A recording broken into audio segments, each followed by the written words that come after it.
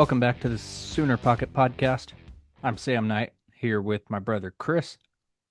We're back with you on the last day of June, T minus 3 hours, 53 minutes before the Oklahoma Sooners are officially a member of the SEC. And perhaps right now the most relevant and imposing piece of the puzzle we bring to the SEC is our softball team. We are on quite a streak right now, quite a championship streak, one that's unheard of to this point in softball history. That is the most recent championship since our last podcast.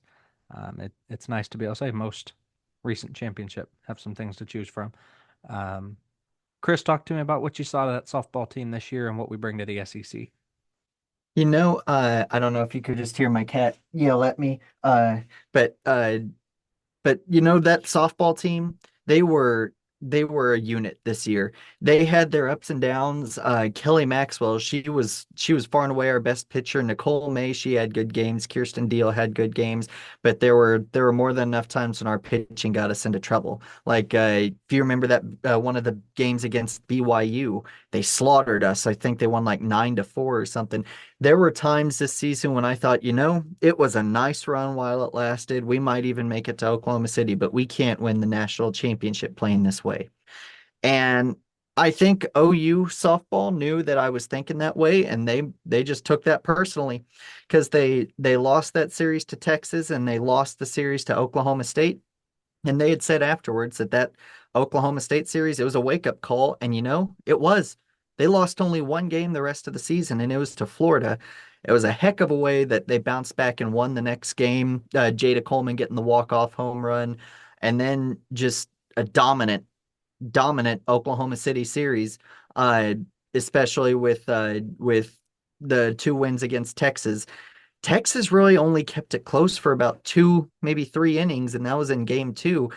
But Ella Parker, Jada Coleman, Tiare Jennings got a hit a home run the first game, not the second, but that whole lineup, they really came to bat, so to speak. Well, And we only won because the yeah, series was in Oklahoma City. oh yeah, we wouldn't have hit No the balls talent. as far. We wouldn't have hit the balls as far if it wasn't in Oklahoma City. That's for sure. Yeah. What a joke. Freaking Mike White. Just stay in Texas. And something to kind of go off of that right there. The the Olympics, the Summer Olympics this year, the softball games will be held in Oklahoma City because the softball stadium in Oklahoma City, Hall of Fame Stadium, Devon Park, whatever you want to call it, it is 2.5 times bigger than the second biggest softball stadium in the world, Yeah. according to Oklahoma City Mayor David Holt. And with the Olympics, or I'm sorry, not 2024, I'm thinking of 2028. Uh, with the Olympics being in Los Angeles in 2028, they have 4 years to build an updated softball stadium out there. They have 4 years to say we want a place that's nicer than what's in Oklahoma City. And if Los Angeles wasn't willing to throw the money out to build a nicer softball stadium for the Olympics, what makes Mike White think any town in the country will build a nicer stadium for the national championship? I mean, I'm all ears, man. Yeah. I mean, at this point, I'm so tired of hearing about it. Build another stadium so that we can go win a championship in that one.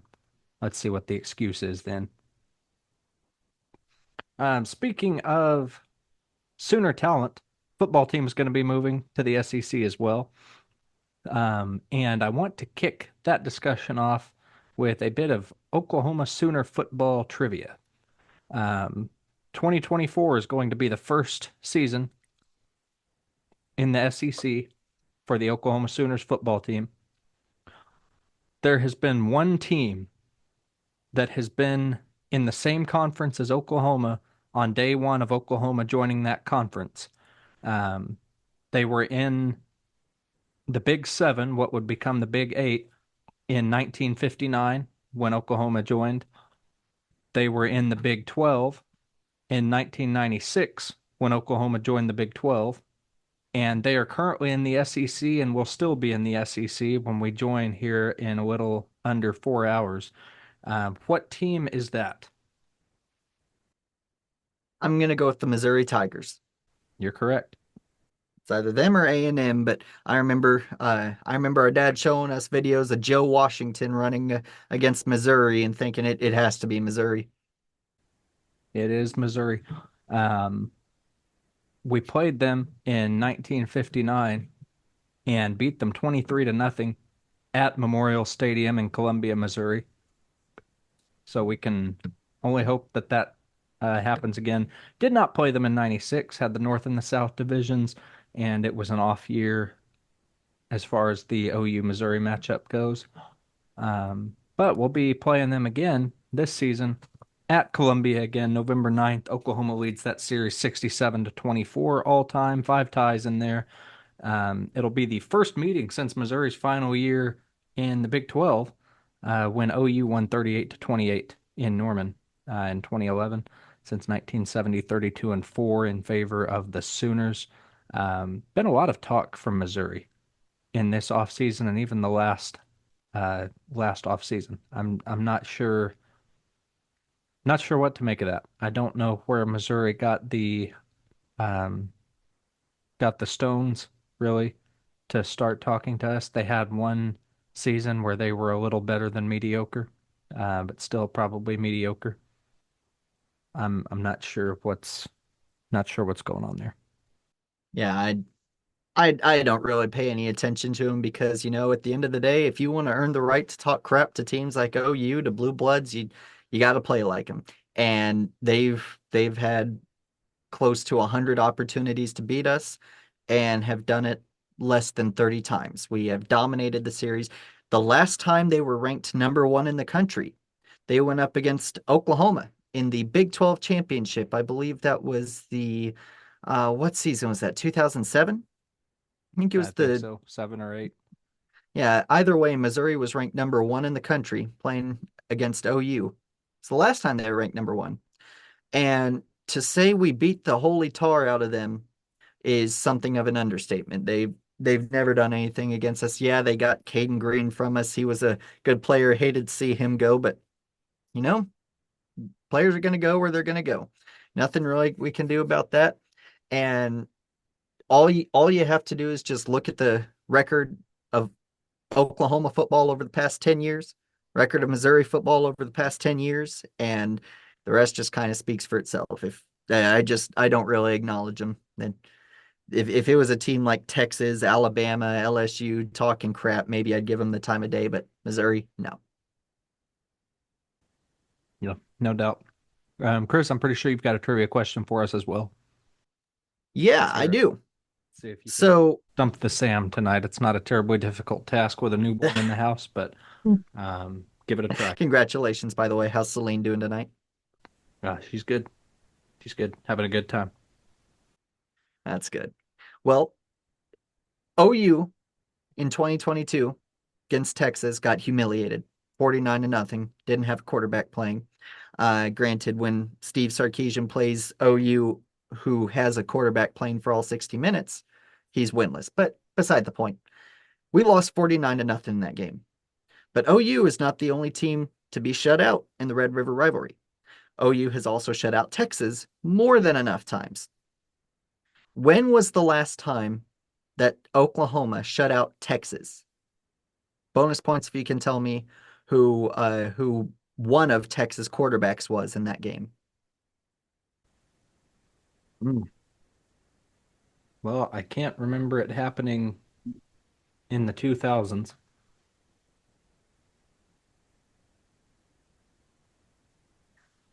I'm going to say it was probably in the early. I don't have a concrete guess for you. I'm going to say it was probably in the very late stages of the Big Eight, early stages of the Big 12, somewhere in the mid 90s. You would be wrong on that one. Mm. It was in the 2000s. In fact, Oklahoma played for a national championship that year. It was 2004. Number 5, Texas showed up in Dallas to play against number 2, Oklahoma. Vince Young went 8 of 23 for 86 yards, and Oklahoma beat the Longhorns 12 to nothing. It kind of shows how good OU was that Jason White threw for less than 120 yards and did not throw a touchdown pass. He was at 14 of 26 for 113 yards and 2 interceptions, and we still beat him. Adrian Peterson was a big part of that game. 32 carries, 225 yards. That's something, especially against the number 5 team in the country. But that is the last time Oklahoma shut out Texas. 2004, 12 to nothing. Well, I'd love to go back to the early 2000s, those kind of days. Um, those OU and Texas matchups. Those were such gritty wins. And you have them now to an extent. Um, I just think there's a different type of grit that you have when it comes down to a 35-32 type game, 35-31 versus a 13-7, something like that, like we would have seen in the Superman game. Um, just love those games. Those are my Well, don't absolute forget, favorites. don't forget the early 2000s saw more than its fair share of high-scoring games. 2003, the 63 largest to margin of 14, victory, 65 to 65 to 13. 13. Yeah. Largest margin of victory in OU Texas history. Yeah. That was that was a big one. That was a big one. Speaking of defense, some great posts this week on Sooner Pocket right here, over here. I'm hidden, but uh, in here, www.soonerpocket.com. Check out the blog. Lots of great stuff on there. We've got a defensive analysis up looking at the last 3 seasons, 2021, 2, and 3. Final season of Lincoln Riley's tenure, first 2 of Brent Venables' tenure. Overall results are about what you'd expect when you dive into the numbers. Had a little upshoot in 2022 when the new coaching staff was brought in. There was probably some talent dispersion that occurred, getting rid of some dead weight that, if nothing else, was slightly productive enough to um, drive our percentages down year over year from 21 to 22. But we are right back on course in 2023 and going into 2024.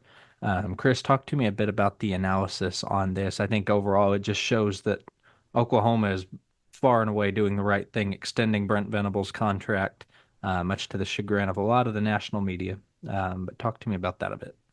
Absolutely. Absolutely. And I think it was Josh Pate who said, like a day or two after Brent Venables got extended, he said if there's one team or one athletic department anywhere in the country that he's just going to blindly trust their decision, it's Oklahoma. Because in my lifetime, there hasn't been coaching uncertainty. My lifetime, I watched Bob Stoops, and I was never sitting there thinking, man, do we need to hire a new head coach? I mean, it was Bob frickin' Stoops. After that, despite all the negative things we say about him, Lincoln Riley was a pretty solid head coach for us, got us to the playoffs 3 years in a row, got us a dominant New Year's Six win over Florida. His worst season, we still won 11 games that year. So after the bowl game, so uh, I wasn't really too worried about the head coaching then. 2022 was really the only year that I was nervous, but those fears have gone away, and it's because of these numbers. I knew that OU had improved, but I didn't realize how much. For those who haven't read the post yet, uh, went into a whole bunch of different categories of how we did in Lincoln Riley's last year versus the first 2 years of Brent Venables. And Lincoln Riley's last year wasn't a terrible year on defense. Like 2018, 2017, we were terrible on defense. Absolutely terrible. 2020, we were pretty good. 2021, we weren't good, but we weren't bad. Like it wasn't those defenses that would give up 50 points a game. They still only gave up 28 points a game compared to this year, 23 and a half. They allowed only 1 yard per game more than what we're allowing now. But get this, they allowed 10 yards per game more through the air. They were 6% worse on third down, 10% worse on fourth down. And they didn't intercept passes nearly as much as we do now. 2021, they had 11 interceptions. This past season, 2023, we had 20. 6 of those, of course, by the great Billy Bowman. But even then, you take away Billy Bowman's, we still have more than we did in 2021. And so 2022, you just kind of look at that. And like you said, we kind of had a lot of dead weight, but also it's a new defensive system with new coaches, some new players. Just there wasn't a lot that could have gone well there.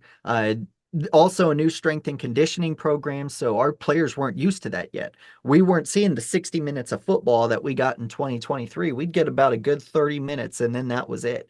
But after that, like especially in the fourth quarter, in 2021 and 2022, both of the 13 games we played in each season, we allowed 11 fourth quarter points each season. 22 games out of 26 with fourth quarter points allowed.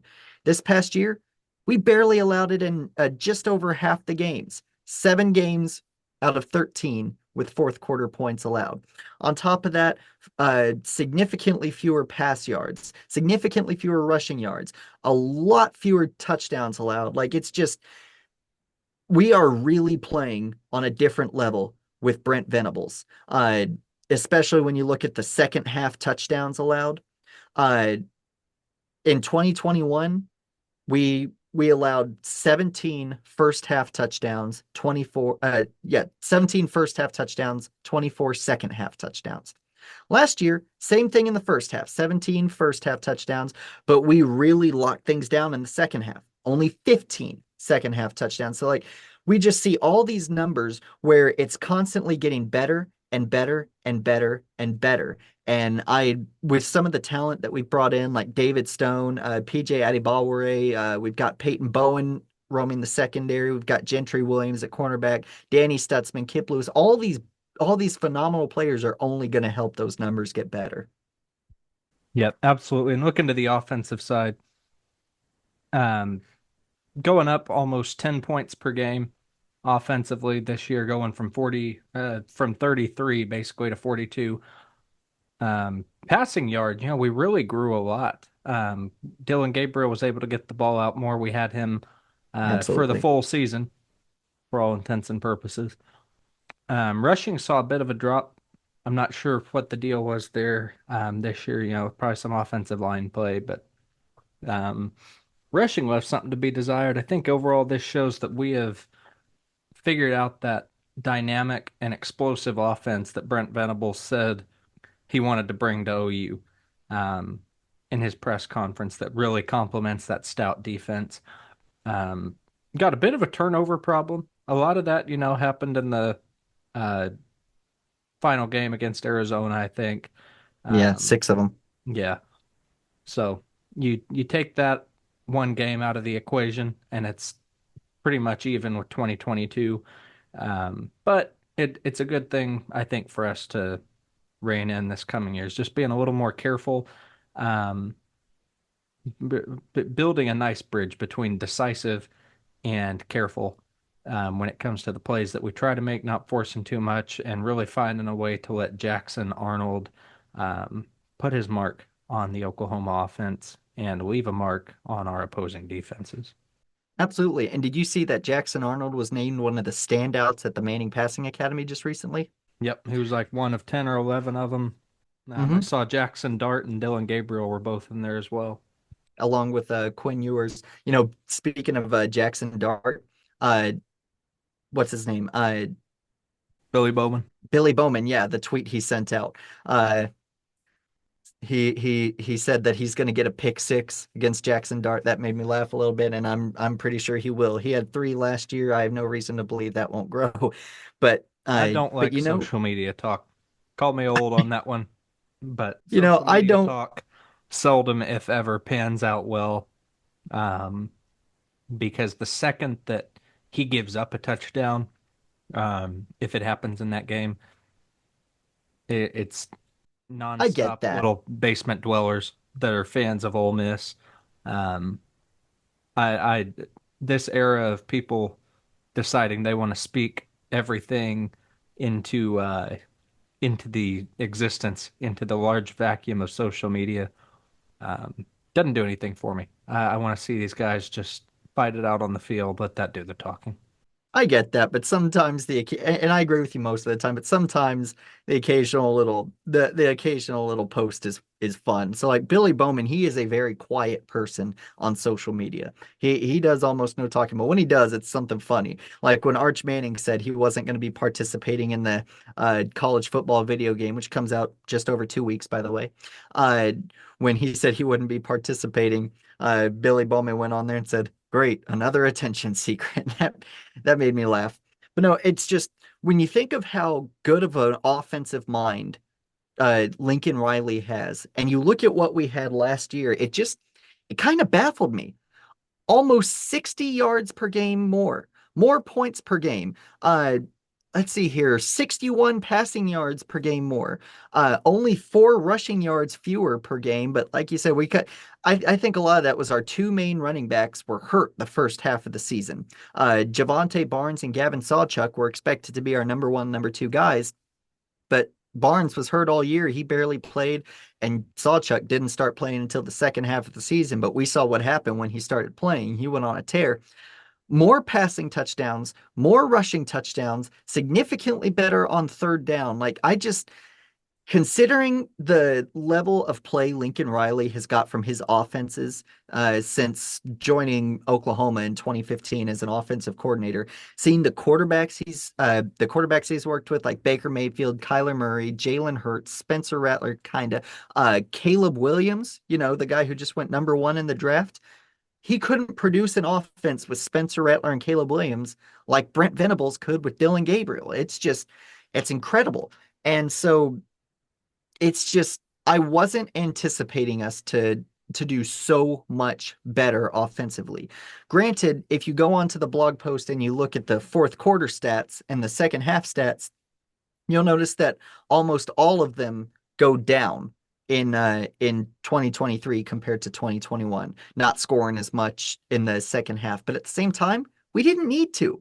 Like against what are they called? Arkansas State. We beat them 73-0. I don't think getting another fourth quarter touchdown would have made a difference in the game there. I want Or that West touchdown. Virginia, who we beat 59-20. Iowa State, who we beat 50-20. We got a touchdown and a field goal in the third quarter, I think, and that was it for the second half. But we still beat them by 30. So it's just we didn't need to do as much with our offense in the second half because our defense has been getting the job done, which that level of complementary football, I can't remember the last time we had that at OU. It's so refreshing to see. Yeah, I agree. But before we wrap it up here, to circle back to the defense real quick, I want to talk through briefly what thing not on the stat sheet you're seeing since Brent Venables took over, um, that really is making our defense better, is driving the change in defense. I think for me, it's got to be the teamwork. You look back to 2020, 2021, and consistently it was one-on-one tackles, one-on-one attempts, and I hesitate to call them tackles. Most of the time they weren't tackles, but they were one-on-one matchups in open field. We have so few of those now. People really get around to the ball, which is nice, and the few times that we do have one-on-one showdowns there, they are they generally work out in our favor. Gentry Williams in particular this last year had a couple big time plays late in games where he got one-on-one stops. So that was nice to see. But I think overall the teamwork and just kind of rushing to the ball like that, helping each other out, I think that's the biggest thing for me.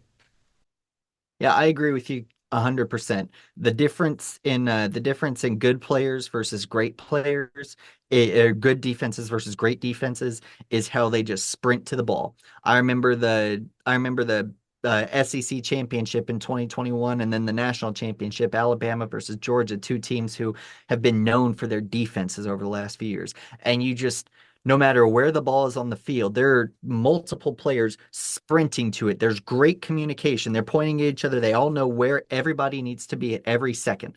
And like one of the best ways to personify that with OU is that goal line stand.